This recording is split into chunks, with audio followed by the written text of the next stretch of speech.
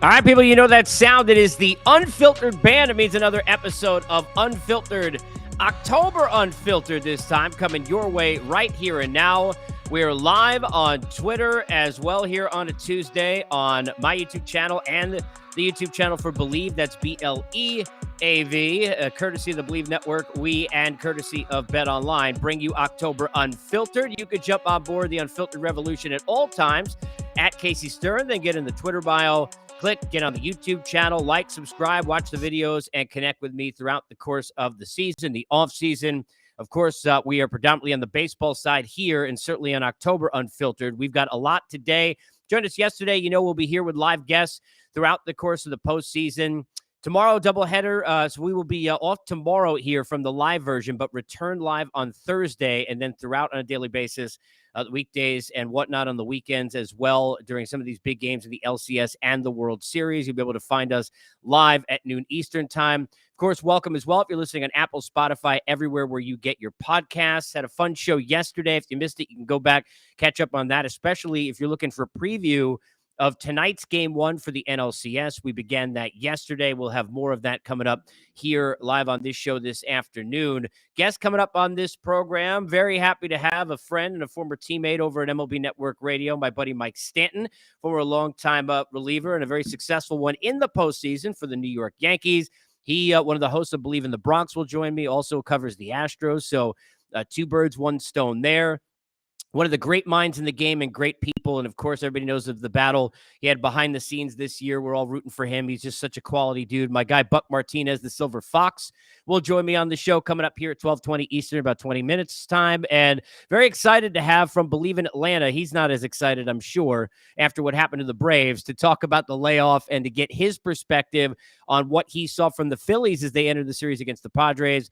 Robert Taylor will join me. I feel like calling him Tractor because it reminds me of a tractor trailer. He will join me coming up later on at 12:45 Eastern time. So a lot to cover. As always, we're presented by our good friends at Bet Online. Football is back, and Bet Online remains your number one source for all your football betting needs this season.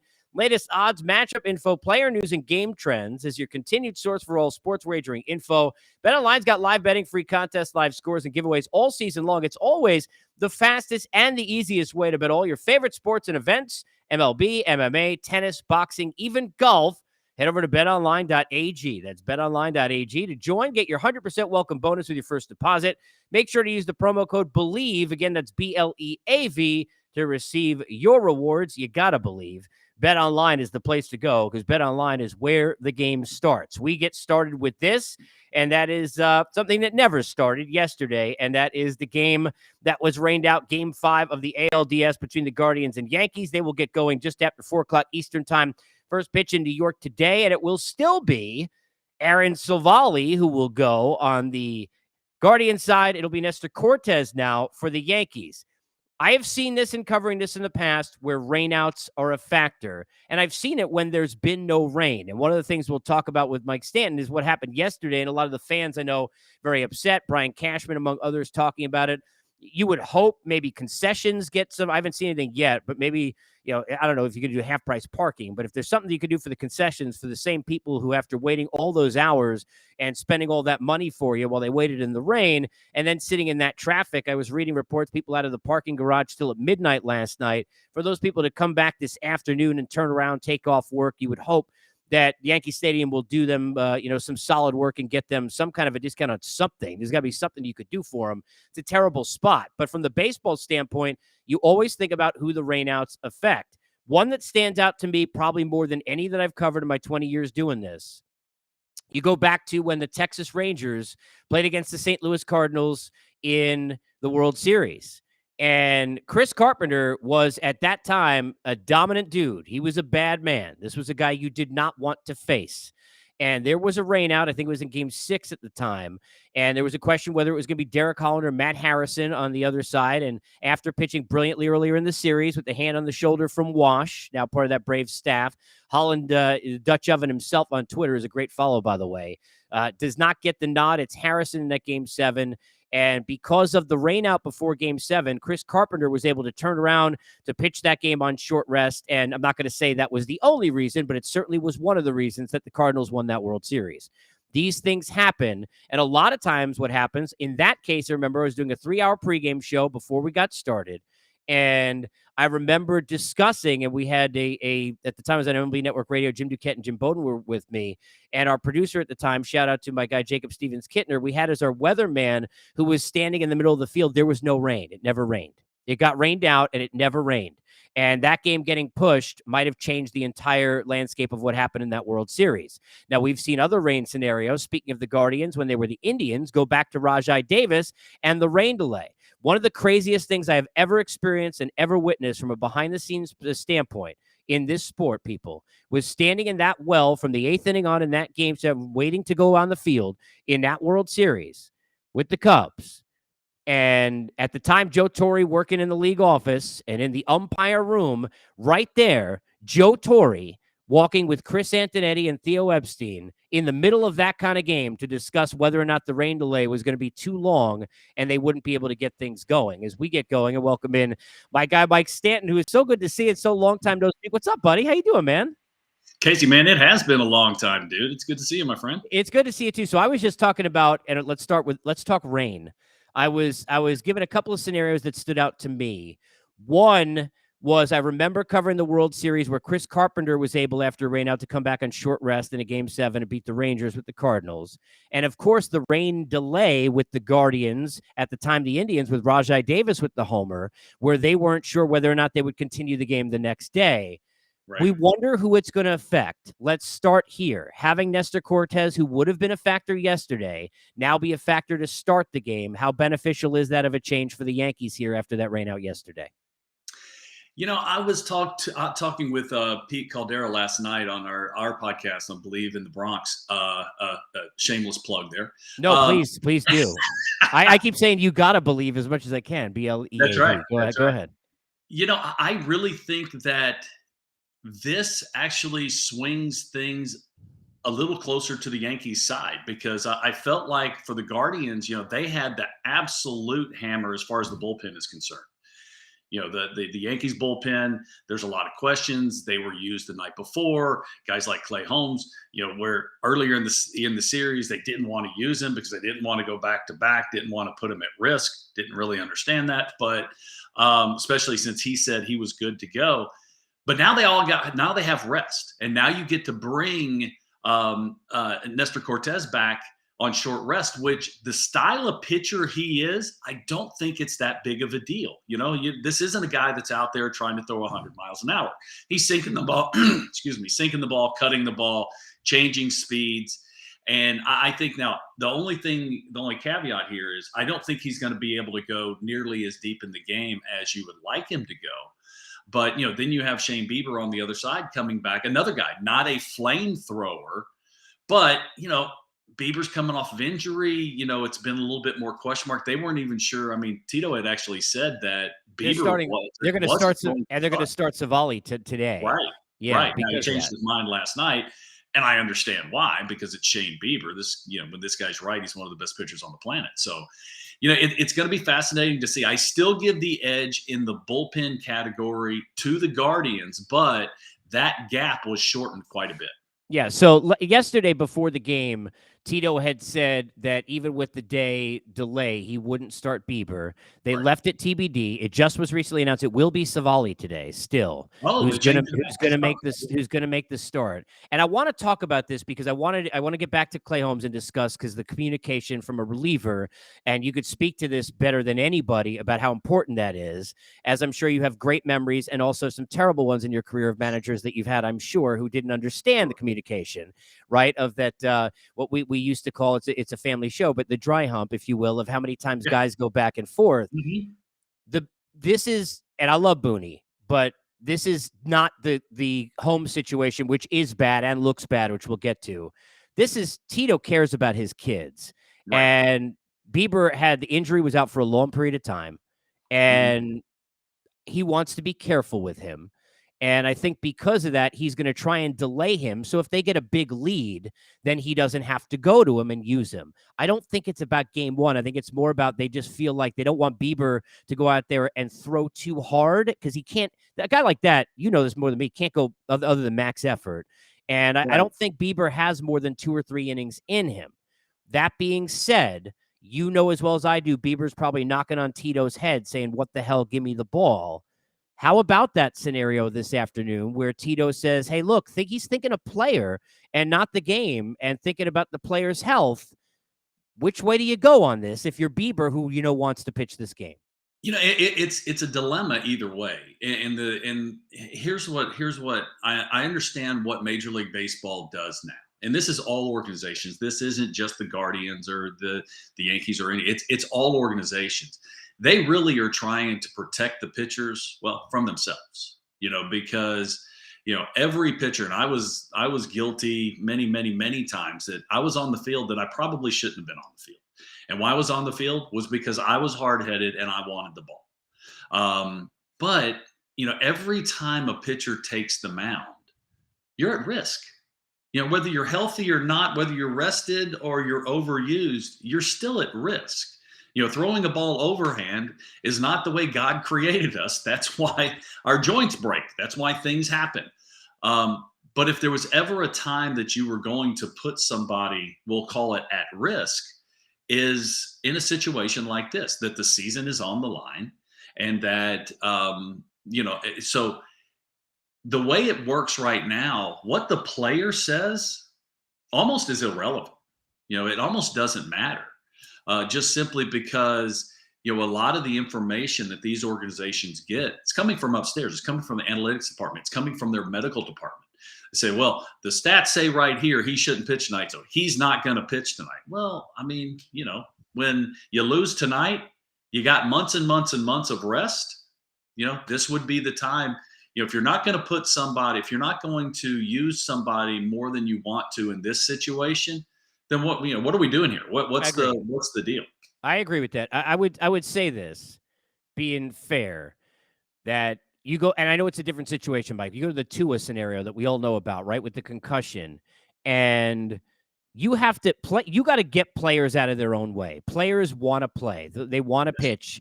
There is a job that, as you're the adults, you're the teacher, you're the parent. If you're the coach or the manager, you got to get out of their own way. I know Bieber wants to throw, but it is dicey to say, "Hey, Savali will get us the lead." Here's the one problem I have with it. All right.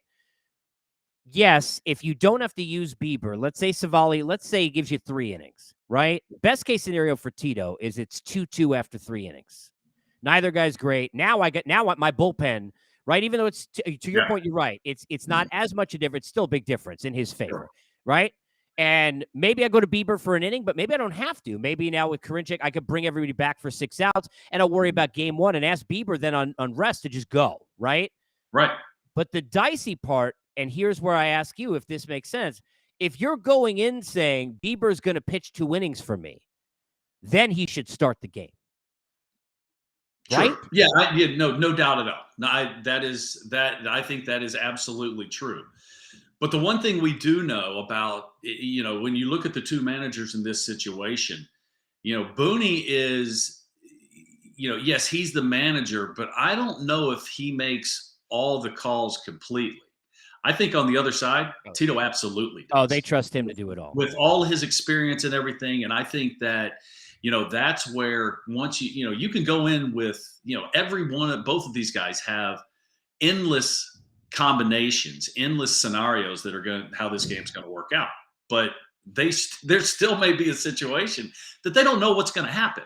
So, you have to be able to move on the fly. And I think the best case scenario for the Guardians is going to be if they can get a lead into the 6th inning, because now all of a sudden that bullpen for the Guardians and Clase at the back end, with the ability to throw multiple innings, Karinchak, another guy, if he's in the strike zone or close to the strike zone, extremely difficult to hit. They have the absolute advantage in the bullpen. So, I think that Booney's going to have to look at this a little bit differently. He's going to have to manage almost out to out, at most inning to inning, to try and not let that Guardian bullpen have the lead late in the game. Let me go homes with you. And we're chatting here, Mike Stanton, of course, longtime reliever in the postseason for the Yankees. I want to stay because he knows my affinity that he was a Met too. I just want to put that out there. That's right. Listen, Two seasons, I was there. He was a Met too. He was there. The home situation with the importance of communication and where that lies with the reliever. If the Yankees lose this game tonight, people will still go back to, hey, we had that lead in game 3. Right. What was your take on how Booney said, hey, he's not available in case of an emergency, which I guess to him meant 15 innings, right? Or some kind of scenario like that. And here's Holmes saying, I'm available. How did you read that situation? Take us inside that. Optics were bad. And Booney was saying all the right things. And we know that Aaron, what he's going to do, he's going to protect the player. He's going to protect the organization. He's going to say all the right things. But I like to try and read between the lines. You're watching the video clip, and he was saying the words. I didn't feel like he was believing the words. I did not feel like he was like, we had an opportunity to take advantage in this series, and it wasn't. They didn't do it. I just didn't get it. And what made the optics even worse was by, of course, so what's the next thing you do? You go talk to Clay Holmes. Clay Holmes said, I'm okay. I'm ready to go. And that's where I said earlier that, it's almost as if what the players say really doesn't matter. Well, no one knows how my arm feels, how my body feels more than I do. The doctors don't, no one does. And yeah, it may be a situation that I'm a little higher risk, but no, I was shocked that you're in a short series where every win counts even more, and you're still protecting someone that says he's healthy and ready to go. So I was a little surprised. I thought that Holmes should have been in there. Of course, we don't know the back conversations, but with Clay coming out and say, yeah, I was good to go. I felt good. So yeah, that I did not. I thought that he should have been in there. They win that game. Who knows what happens? I mean, they may be able to finish it off in 4. Last thing for you, and I appreciate you, Mike, and I'll bug you again as we get down the road here. I know how well, obviously, you're locked in and know the Stros as well, and are part of that. This is such a deep team. Layoffs have hurt teams in the postseason for so long. I have said this forever. I said before this postseason began, people were not paying enough attention. Dodgers hadn't played a big game in forever. Then they get a layoff. The bats always, we have seen this. I remember Jimmy Leland. I mentioned this yesterday, Hall of Fame, one of the great managers ever. Second time he went through it with the Tigers, took them to Lakeland to get them some live ABs, and that's not going to help because that's not the postseason. Right. The Astros are now kind of sitting and waiting. These teams now are going to go through. They had a way to rain out. Someone's going to win an exciting game 5 and feel like they're in heaven, be celebrating tonight. How dangerous is that? No matter who's starting game 1, and that Verlander guy pretty decent. How dangerous is this for the Astros at the beginning of the series against either of these teams? Because it's extremely dangerous. And because the example I always go back to the Colorado Rockies. When they played the Red Sox in the World Series, and they were the best team on the planet after the National League Championship Series. They swept, I don't remember who they swept. Brandon Webb and the Diamondbacks. Yeah, they had to wait, what was it, 7-8 days or something like that, maybe 9 days. I have to go back and get the information, the real data. But they were a completely different team.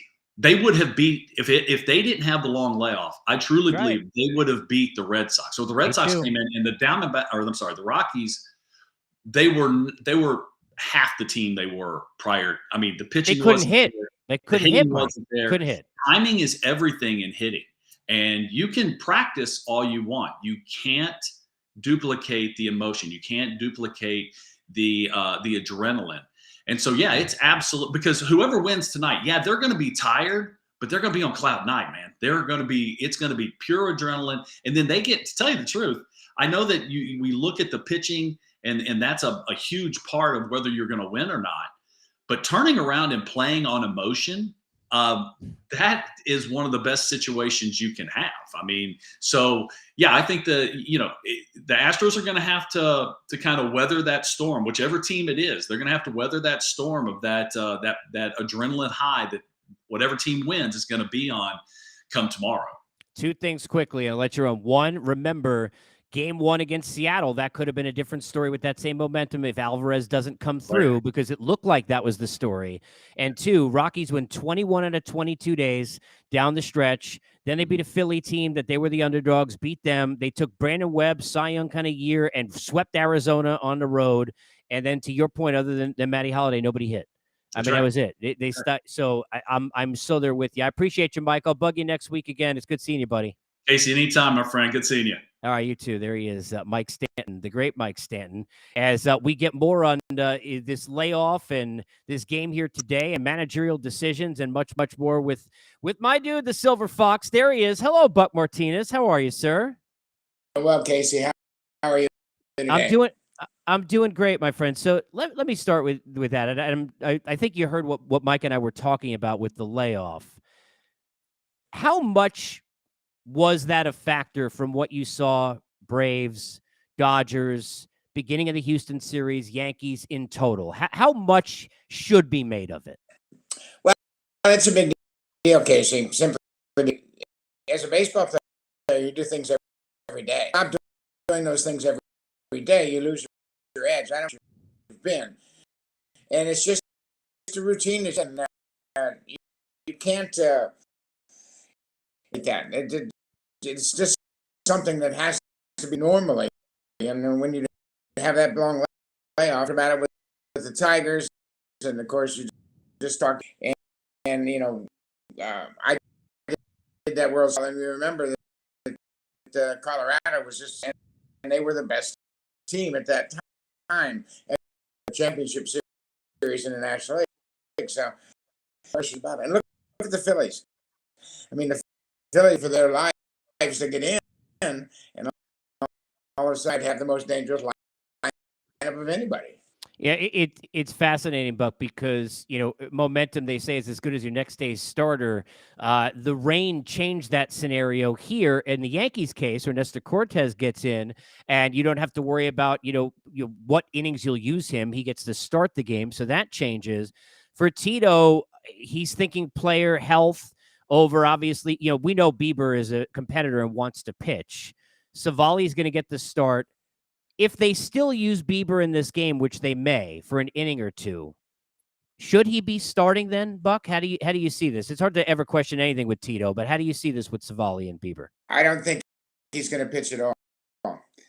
Concerned about his well-being. The guy's had a bunch more concerned about keeping the kid healthy, and I don't know. He threw a side session in New York, and just looks like they're keeping their fingers crossed. It's Houston, but I think Tito is protecting his players. He knows that it's more of that kid's career than it is to. He's probably not going to be at his best. Asking him to do that, he's going to give you everything, pressure on him. So I don't think he's going to pitch at all. On the Yankees side, there's been a lot made of the situation that happened with Clay Holmes earlier in this series. It should bring and help continue to bring a certainly very motivated Holmes should he pitch in a game like this today now. But, and I love Booney. It didn't look good. The optics now with social media are different than the game's changed in a lot of ways, even when you managed, which wasn't that long ago, Buck. But I mean, it's different because everything's about optics and perception. How did you perceive what happened where you've got, Booney saying that Holmes was unavailable in case of an emergency, where he meant not season on the line trying to go up 2-1, but if we went into an 18-inning situation, let's say, right, like happened in Houston, and here's Holmes at the same time simultaneously, Buck, telling you he's available. How did you see that? There was a lack of communication. Afterwards, just like Mike said, I was ready to pitch. And, players are going to say that. Every player that says, no, I'm going to be down. The moment is going to say, I was available. Situations where even during the regular season, Bay, was talking about a stiff neck on the mound. Kevin took him out of the game, and afterwards he said, oh, well, why didn't you then? But players will, and I think, that's unfortunate, a bad light. And if you look at Booney's game, he's under a lot of pressure. I mean, as long as I have, and he's pretty calm and pretty calm, but he is than ever before. And obviously, if they, I think there could be consequences for the manager, but maybe for the GM as well. Yeah, I don't disagree. I mean, look, the Yankees are, people need to remember the shortened season.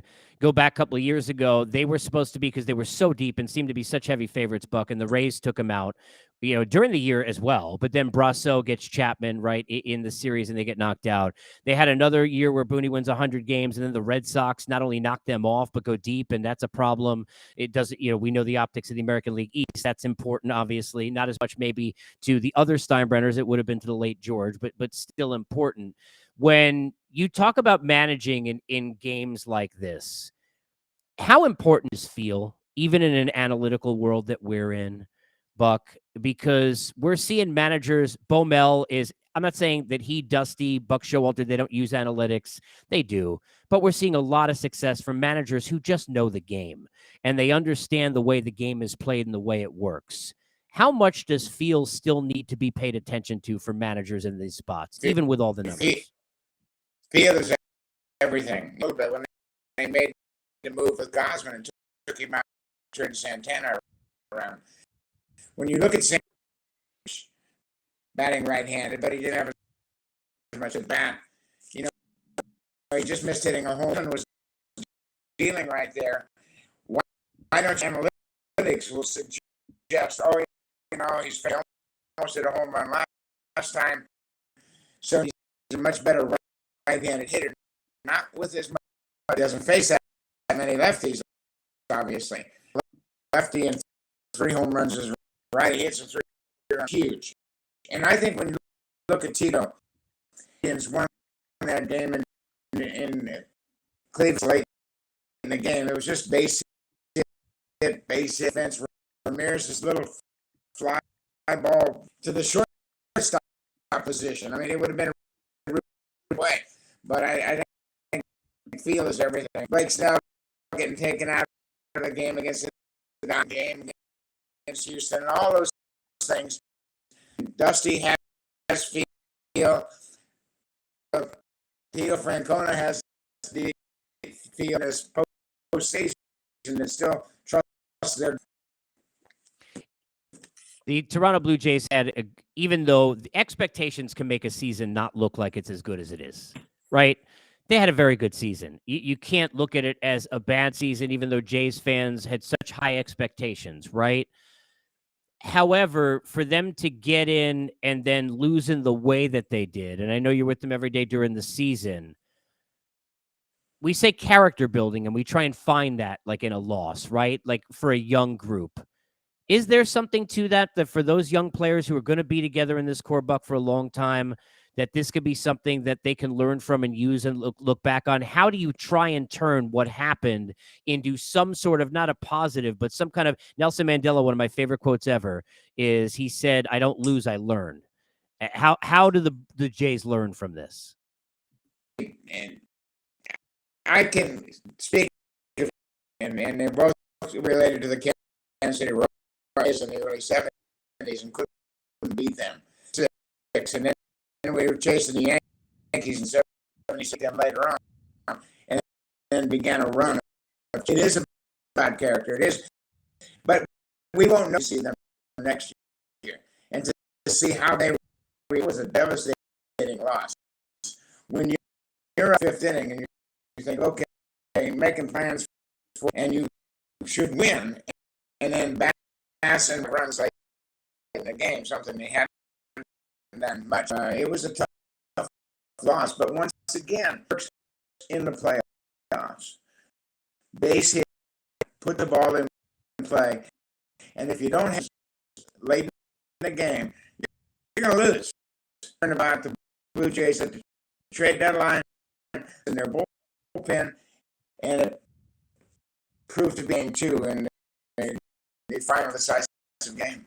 Last thing for you, and I appreciate you for hopping on board always. You know that.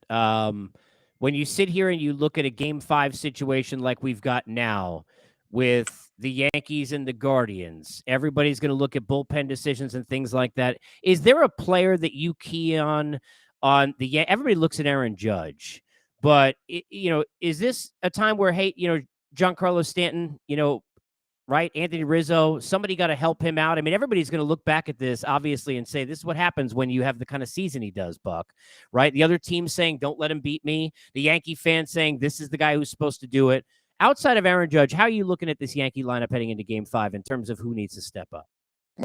And, succeeded in the postseason. Anthony Rizzo, big hits for the Yankees all year long. And so is Josh Thomason, has kind of been under the radar too. He has to because of what Judge did and the other home run. But Josh Thomason is capable of winning. I mean, he's had a track record. Things like saying the Guardians pitching is such a dominant bullpen. He question at any point in the game. So if survives the lineup once or twice, then you come out and put out any kind of fire. And our lineup is better suited to win a tight game like this. I just think what we've seen them do in the coming back from deficits, putting the bat on a beat in their athleticism, I think they're better. Buck, appreciate you. Thank you so much for the time and hopping in for a few. I'll bug you as we get closer. And you're doing, I know, play-by-play for MLB International for the World Series. So, go rest the voice. Enjoy yourself. Time with the family. It's good to see you, buddy. Thank you. Casey, good to be with you. All right, there he is, our buddy Buck Martinez, and we appreciate him. So thankful for joining us here on the show. Always great to have him catch up with us. Buck is, I've known Buck a long time. He's one of the best dudes in the world and most sincere. So we appreciate him. Thank you, Buck. Get a chance, of course, to chat with you along the way. If you want to get it on Twitter, you can. All you got to do while you're watching this live on YouTube, you can get into the chat room, or you could pop it open on Twitter and chat with us as we go along the way here on the Believe Network. And speaking of which, from Believe in Atlanta, Robert Taylor, kind enough to hop on board as, I would say kind enough, not happy probably after what happened. Appreciate you, bro. Thanks for hopping on, man. How are you? All right? Man, I am good, and thanks for having me on. Not happy, but hopeful. I can say that. Got a lot to look forward to in Atlanta. Yeah, well, that's sure. I want to ask you about Dansby because that's the one kind of I'm not sure. Let's see in terms of that, because that's a guy you got to keep. But let me ask you this, and I know obviously biased and weighted a little bit when I asked this question, but I will tell you, if you have not heard, I was sitting there for months saying that when I thought the Mets were going to win the division, I thought the Braves would beat the Dodgers. When I thought the Braves were going to win the division, then I said the Mets would beat the Dodgers. I thought all these teams were in danger with these layoffs. All these teams that were going to sit there and have these buys because layoffs kill baseball teams in October. How much of that and what you saw of that baseball team do you put to the layoff that the Braves had to face, Robert, heading in? A lot, because Brian Snitker even said it in some of his post-game interviews that, hitting an offense, it's like a light switch. It can go on and off. And if you really think about it, everybody got a rest in that last game versus the Marlins at the end of the season. I think Olsen and Swanson got trotted out just so they could get credit for playing 162 games, but then he sat. So everybody really sat for close to a whole week, not just the 5 days. And if you're not facing live pitching in that kind of environment, that game environment, you can get in the cage all you want. But it does, there's no replacement. And like, Mike said earlier, emotion. If you want to talk about playing on emotion, the Phillies left home for almost 2 weeks, didn't even know they were going to be in the playoffs. Then they find themselves they roll into St. Louis, take care of the Cardinals. They roll down to Atlanta. And, it's a classic example of who's hot at the right time. People have always, and I was talking about this before, like this idea, and look, we're not players, but I talked to enough players, you ask them, right? Pitchers like rest. Now, if it's 3 weeks, maybe not, but they like additional rest. They're tired at the end of the season. All their arms are hurting. They're all giving what they can. I'm not trying to make excuses for Max Scherzer, but you know as well as I do, even though I'm a Mets guy, you're a Braves guy, that, this guy wasn't dealing at optimal. He beat both our teams, to crap for years. So we know that dude wasn't, on it the way he needed to be. And a lot of pitchers aren't. So the extra rest helps them. But hitters, rest kills you.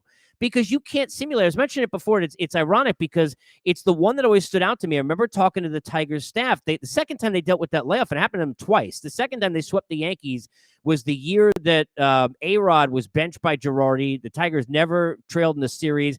They look unbeatable. They went in a layoff, and he was like, this isn't happening to me again. He takes him down to spring training, but you're facing your own teammates. I mean, it's like saying that, hey, look, don't worry, right? Like, as long as Conor McGregor, spars against someone good, he's going to go beat Khabib if they fight. Like, you can't, do those kind of things. Not that work that way. How much do you think this could be a problem moving forward?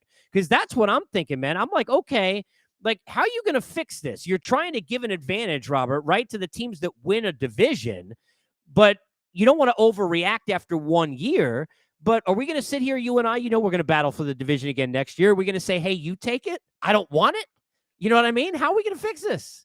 Exactly. And besides, the Dodgers also had the onus of winning 111 games. And statistically speaking, the team with the best record in baseball doesn't normally go on to win the big one, but then you give them the time off.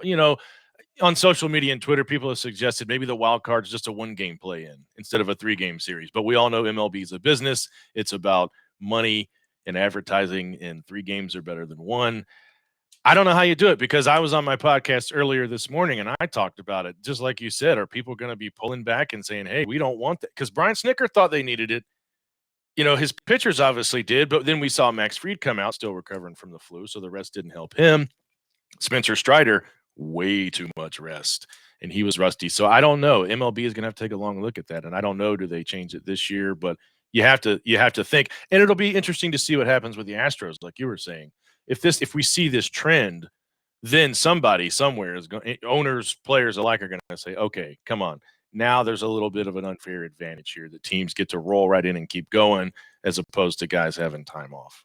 October Unfiltered rolling here. The Believe Network is always presented by our friends at Bet Online. Robert Taylor, Believe in Atlanta, joining me. And, just a couple of things to what you said. Number one, and I've been saying this a lot, don't forget, it's not like it didn't happen to the Astros already, because in that game 1, Seattle put it on them early. The bats weren't going. And if Alvarez, it's an if, but if he doesn't hit that, all of a sudden, the Mariners win game 1. And that momentum then and we'd have another series that could go a totally different way.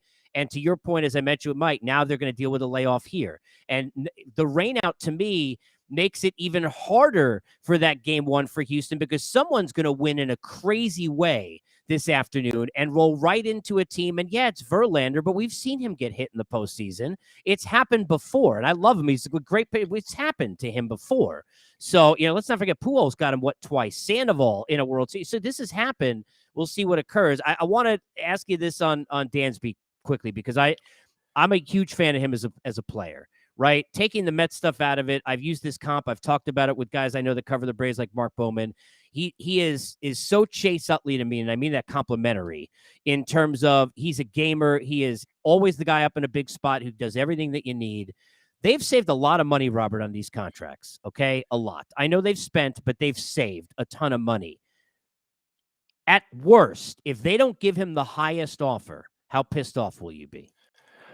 Well, I think it all boils down to who Dansby is as a person, because he is from here. He went to high school right down the road at Marietta High School. Is he going to take a hometown discount because he knows who he's going to be playing with for the next 7 or 8 years? He knows he's throwing across the diamond to Olsen. Riley's over to his right.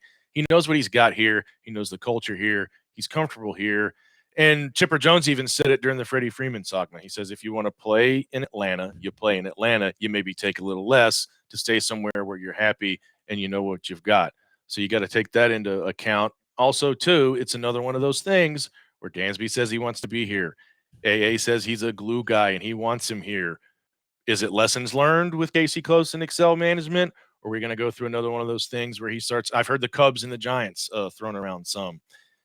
There's a lot to it. And again, it's a business, and it's not so much as simple anymore as he wants to be here. We want him here. We'll get it done. I think if it doesn't get done relatively soon, within 2 weeks, and they're kind of rehashing the season now, decompressing. It's not going to happen this week, but if it happens pretty soon, the red flags are going to go up for me for sure. Well, and remember this, and I know you know this for people watching, it's tied to Xander Bogaerts. It's tied to Trey Turner. It's tied to Carlos Correa. If Bogaerts doesn't come back to the Red Sox, Correa's got a huge relationship with Alex Cora, may end up in Boston. Trey Turner, very much so, and this isn't like a media-driven, which happens sometimes that we always say, oh, they want to go home. Like Trey Turner has told people that he would like to go back to the East Coast, right? So Trey Turner could be a possibility for the Braves if they don't get I mean, you don't know how all of that works. Philadelphia also could fit for him, by the way. So we're not sure, but I want to follow quickly on that, and then I want to ask you about Phillies Padres before I let you run. But I got to be fair with this, right? Liberty Media and the Braves and that ownership, they made a ton of money, all right? They have, the Battery has made it. I live here too. They made a ton of money in that area. They sold out and had better, home attendance than they've ever had this year. They did an amazing job, which happens a year after the World Series, right? Remember, the Nationals didn't get that. That really hurt them. People don't realize that whole franchise in DC has changed forever because of COVID. Because if they make the money that you make the year after the World Series in 2020, Juan Soto probably still on the team. Trey Turner might have been extended. People like that's how important that was. But the Braves made tons of money. You got to offer him the most money. Like, I'm sorry, from where I stand, I'm not from the outside. This is a leader on the team.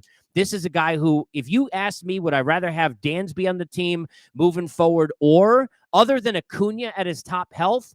There's no or for me on the whole team. I mean, honestly, because I mean this, you can find other Austin Rileys, in my opinion, guys who are, you can't find Dansby Swanson, the guys who's a shortstop, going to lead you on and off the field, going to be that guy who's become a vocal leader naturally and not forced, who's a big hit guy. Even though everything you said is accurate, they got to pay him the most money. You got to offer him. He shouldn't be forced to take less, Robert. Shouldn't. Yeah, and I think right now the Braves are on the hook for about $134 million in 2023. And when the dust settles, I think they're eyeing around $235 million. So the money is there. And the Braves have a terrible TV deal too. So, but even so, when that comes around, there's going to be more money. But what do we have? 40-something consecutive sellouts, I think, and the surrounding entertainment in the Battery. So the money's there. I think it gets taken care of. And like you said, he really just naturally assumed that role. He just stepped into it and grew into it. And I think we've yet to see his best baseball. I think he's an MVP type guy. He's gotten better at the plate over the last 2 or 3 seasons. He's only 28. You give him a 6 or 7 year deal, he's still only 34. And what a lot of people don't understand is this is prime years. This is when you hit your stride in baseball. Late 20s, early 30s. That's when you produce and put up your best work. And AA says it. He's a glue guy. I think we got to keep him. If he gets out of town, I'll be stunned. I'll say that. I'll be stunned if it doesn't happen. I've in the postseason, when you try, I said this before the postseason began. When you make predictions in the postseason in baseball, doing this last 20 years, you are an idiot if you're wrong, and you're an ass if you go chalk. So you really, there's nowhere in between. Like, no matter what you do is wrong. But no one had the Phillies. No one had the Phillies beating the Cardinals, first of all. And that's only a 3-game series where anybody could beat anyone. And Jose Quintana was only the guy started game 1. And we still didn't think the Phillies could pull that off, right? Nobody had them at all, to me, beating the Braves, because the Braves and the Mets both beat the crap out of the Phillies all year long. But to your point, now they're rolling. The frontline pitching's there. The bullpen, it seemed like, came together. Very Braves-like with Will Smith last year. Seemingly at the right time, the Phillies' pen is finding itself. Are you now looking at them, as much as it's going to begrudge you, picking them against the Padres? How do you see this series? Well, John Smoltz said it during the broadcast that the Phillies could be, this year's Braves team. It all clicked. The management change was big for them. This guy brought a lot to the table, and it's kind of changed the look of the team. The Phillies are dangerous right now because they're going to get to throw Aaron Nola and Zach Wheeler 4 times on full rest. That's their reward for taking the Braves out. The Padres are all in. They put their chips on the table, shoved it in to get Juan Soto and make it happen. So I do, man. I like the Phillies. Alvarado and Sir Anthony Dominguez are throwing the ball well. It's pretty evenly matched, but just the energy that town and the team has created and how they just steamrolled into this thing, I just think it carries them all the way to the World Series. Yeah, I think they're going to be tough to beat. I think it's going to be a fun series. I'll bug you when we get around here next week later in the series. Appreciate it, Robert. Great stuff, man. Thank you. Absolutely. Thank you. All right, there he is, Robert Taylor, Believe in Atlanta. Make sure to follow that and check in on all things Atlanta sports, including the Braves, where they certainly thought of all things they would be discussing baseball. They would continue to play. Remember, 100-plus win teams. The Mets gone, the Braves gone, the Los Angeles Dodgers gone. Don't tell me layoffs are not a thing in baseball, because they are. You can never predict. It's not the NBA, first of all, where LeBron could take Booby Gibson and Ilgauskas and then the Nick Retreads and J.R. Smith and Amon Shumpert and go and win a title. You can't do that. If you could, trust me, it wouldn't be just Mike Trout, 11 career postseason at-bats in 3 games. 11. That's all he's got. 98 wins when he and David Freese and Pujols and Howie Kendrick were on that team. 2/3 of an inning from C.J. Wilson. Mike Scioscia and team went home, and that's it. That's his whole postseason. You can't take teams and drag them there in Major League Baseball. It is not that easy. But trust me, momentum is bigger in baseball, and it's more than just about your next pitcher, which is where we begin as we close by previewing these 2 games. And we thought we'd have 1, but we're getting 2 in this doubleheader. Let's start with Game 5 of the ALDS coming up just after 4 o'clock Eastern time. Aaron Savali, Nestor Cortez will be on the mound at least to start the game. I want to go back to, and if you're listening on Apple and Spotify, or if you're watching on Twitter, obviously you can go back after on YouTube and go back to the conversation I had with Mike Stanton. But a couple of things that I want to bring back that are important, all right? Number 1, Terry Francona. Tito is a guy you trust. His players trust him. I mentioned this yesterday, and this is nothing against. I love Manny Acta. He's a great third base coach, a terrific baseball guy. And it sounds like I'm backpatting, and I kind of am, but I do love the guy. But I remember being in the spring training the year after he was there and asking those players and talking to people that were on that team about Tito. He had been in camp 2 weeks, and all everybody talked about was there's no delegating. They're not having Sandy do this, do that, which is a lot of what was happening in the regime before. And here's Terry Francona, Tito going one-on-one with everybody. His communication skills, he's not having the Clay, and I love Booney, but he's not having that situation happen with him. This is a scenario where Bieber is a stud. Bieber is a competitor. Bieber wants to pitch. He's had an injury history. They don't want to push it too far, and they'd like to avoid using him today. In an emergency, here we go back to that word. Do I think they'll use Bieber for an inning? They will.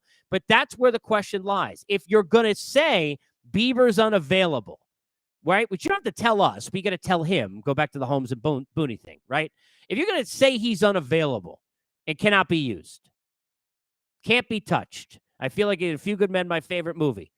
You know, were you there where they said Santiago would not be touched before, Kendrick ordered the code red, right? From Colonel Jessup. If you're saying Bieber ain't getting touched, then he's pitching game 1 if you get there. He can't go into a 4th inning. He can't go into a 10th inning. He's not available. He's not ready. You can't do it.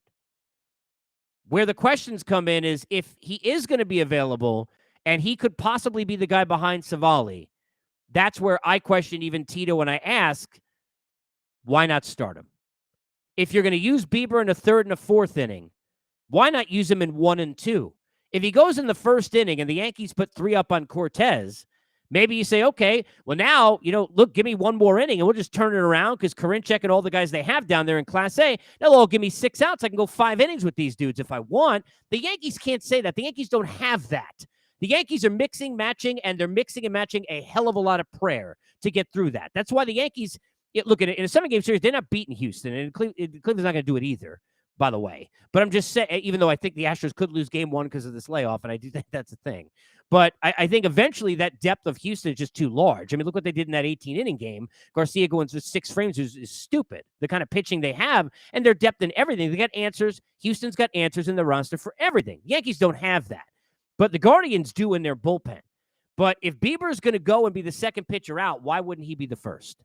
And that's, to me, going to be the question if we see him at all. And it's an if. On the Yankee side with Cortez, you figure, hopefully if you're a Yankee fan, if you're Aaron Boone, he giving you 3 innings. We got a lead on Savali. And now we're not out of the woods, by the way, by any stretch. We got to figure out how to get 5 through 9 in those innings with what the hell we got. And I don't even know how you got here with that.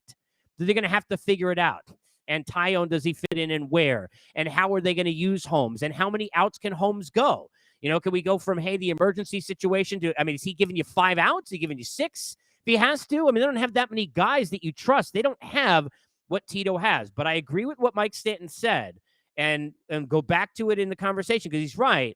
The gap closed. I said yesterday on this show, and it sounds crazy, but even though Yankee Stadium, this game played yesterday, the Guardians are the favorites. with what they had in the bullpen, Cortez not starting, it's Tyone. Who knows what you're going to get? Somehow the bullpen early in the series got knocked around. Don't know what you're going to get. If that game's played yesterday, it doesn't mean it's guaranteed, but the Guardians are favored even though they're on the road. You think these kids look like they care about being on the road? They're rocking babies after a home run off Garrett Cole that didn't even tie the game, let alone give them the lead. Made 3-2. You think they care? They don't care. All right? They don't care. And by the way, I covered the team daily in 2004 that Terry Francona was running when Tito was with a Red Sox team that wore shirts that said, "Why not us?" And he doing that same kind of "why not us" thing, far be it with younger and even less talent than he is now with the Guardians. They don't care that they're on the road. But that gap was closed big time when this is delayed a day, when you go Tyone to Cortez, when you go ahead and now you say, okay, still no Bieber, and now the Yankees at least give Booney a little bit more of a chance early in the game with Cortez, right? That he can go be dominant. It's who gets a lead. It's who gets a lead. And if it's the Yankees, no guarantees. Guardians, no guarantees. You feel a lot better, though, with the group they have. We'll see what happens and plays out in Game 5 of the DS. I'm saying this and putting it out there. I don't know how it's going to happen, but I think Cleveland's going to win this game. I do. The day makes it. I would have said they were going to win yesterday. The day after the Savali Cortez thing, I just don't know.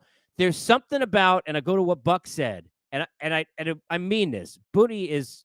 This is a really tough spot, right? I mean, look, a lot of people envious, and hey, we all want to be players, want to be managers. You go manage the Yankees. This kind of position with this kind of pressure is not easy.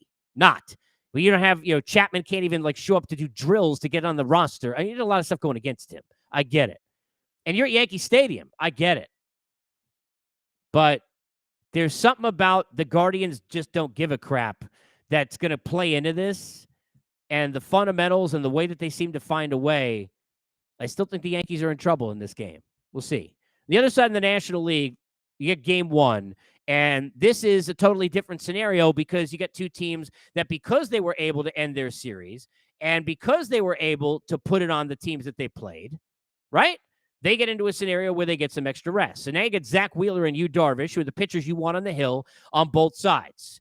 Darvish, give him a ton of credit. Go back to the Dodgers story of yesteryear. Here's a guy who gets traded over, has one great start in NLCS, and then in the World Series was brutal twice. I don't want to hear about they stole signs from you. I mean, literally with that garbage, really, cry me a river. Honestly, that's been going on forever. He was terrible. Doc left him in too long. If you forget, go back to the series where Darvish gave up, I think it was 4 or 5 runs by the time they put Kershaw in. Kershaw had one of his best playoff performances ever. He gave up a hit in 4 1/3 innings, but he didn't start that game. Hello, Bieber Savali tonight. Follow.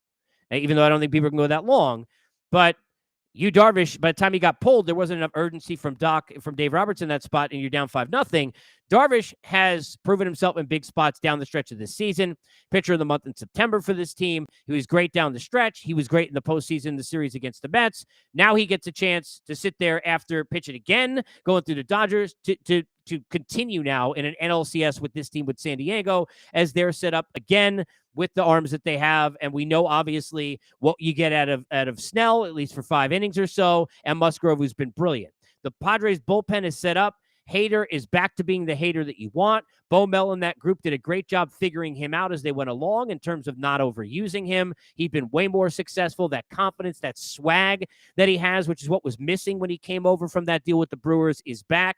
But on the other side, you're kind of finding it. And the comp I gave last week on the pod was I remember covering the Cardinals and being with them down the stretch, and Tony La Russa joking with me on the field right after they won the World Series and Jason Mock got the last out. The first question I asked Tony La Russa when I did that post game on MLB Network Radio and Sirius XM was, can you name Mott the closer now? Because he still hadn't even named him officially. They had, I think, 3 different closers. Ryan Franklin, I don't even remember the other names they had that season. Mott kind of found his way the way Will Smith did last year for the Braves. This kind of happens. Well, guess what? Sir Anthony Dominguez, Eflin and what he's done, Alvarado the way he's pitched, and they pushed him after the 30-plus minute break that he got in the last game. Comes through, gave up a solo shot in the first pitch. He came back to d'Arnaud, gets the outs he needs, comes out to a standing ovation, pumping up the crowd. They are confident. They've got left side. They got right side covered. They got swing and miss covered. They got best bats out in October covered. These bullpens are giving you fire. They're giving you gas, and they are giving you opportunities to feel like, hey, if I can be, again, that race, that first one to get that lead, 7th inning, I got a chance really to get to the finish line. So both giving you that. Front end for the Phillies, Wheeler, we know. Aaron Nola, how brilliant has he been? How about Nola against Nola? Can we not talk about, look, there can be a lot made of that. Probably be too many, conversations. And I love Kenny with Ken Rosenthal. I'm sure there's going to be plenty about that. Then we go down but can you, what that's going to be like? Brother trying to strike out brother in an LCS? Give me all that.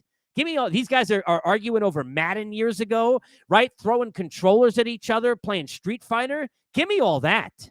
That's going to be fun to watch in this series when Nola starts in game 2. And by the way, let's be fair. Also, Nola been brilliant. He's gotten big hits in the back end, made some huge blocks behind the plate. One of the big stories to watch in this series will be depth in the lineup.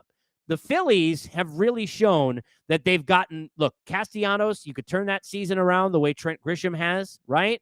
And get some big hits. We know about Schwarber at the top end of it. We know about Harper.